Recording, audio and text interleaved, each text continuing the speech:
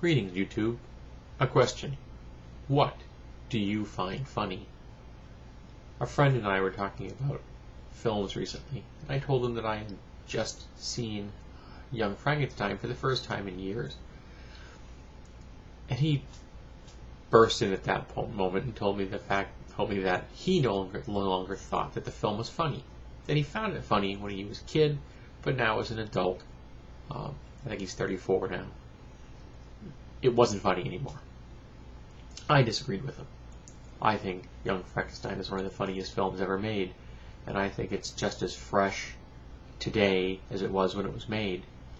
It was an amazing film, and Mel Brooks is a genius. Gene Wilder is perfect for this, and it was just letter-perfect send-up of the genre of films that they were making satire of. It was just wonderful.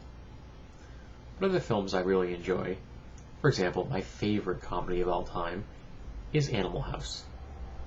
I can remember when Animal House first came out, and it had a major impact on me. I thought it was the best role that John Belushi ever had.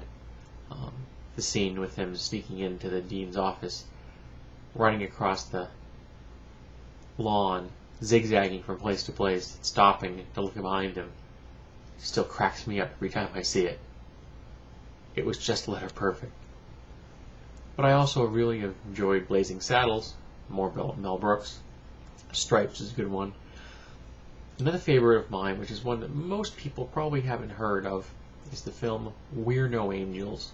It starred Humphrey Bogart, Aldo Ray, and Peter Ustinov. It was a film of 3 inmates living on Devil's Island, and they've escaped from the prison. They've gone into the town at the base of the mountain, and they're looking for a way to get off the island. They find a general store.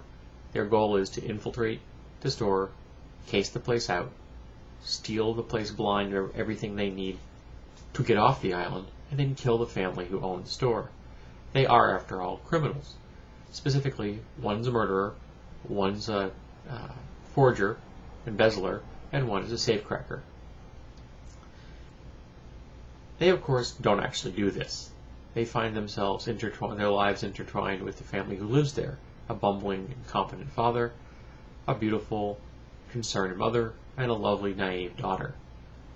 And they change these people's lives for the better. And it is a comedy, though it's a dark comedy.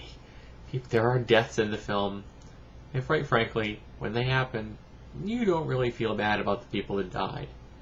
It kind of made me think of Heathers in some ways in that regard. But it's also my favorite Christmas movie, because the film is set at Christmas. And the angels in the title refer to the angels that are on top of the Christmas tree. Not to mention the angels that are the 3 inmates. But I like that it's very subtle humor. It's not guffawing humor. There's no soundtrack. There's no laugh track, rather. So, it's situational humor, and I think for me is some of the best kind of humor there is. If a film really tries to be funny, it really pushes the envelope, I tend to be pushed away. For example, Ben Stiller, not funny. Adam Sandler, not funny. Will Ferrell, not funny. Though I will freely admit that Will Ferrell's Stranger Than Fiction was an incredibly good movie. I really enjoyed it. I wish he would do more films like this, because it showed that he can act, that he can create subtle humor, and he can really convey a character that isn't just a walking caricature. I love a good laugh. And films are nice enough to deliver them on a regular basis. But I guess my tastes are a little old school. I guess I didn't mature along with my friends as we got older. I still find the things funny today that I found funny 20 years ago. So tell me, YouTube, what do you find funny?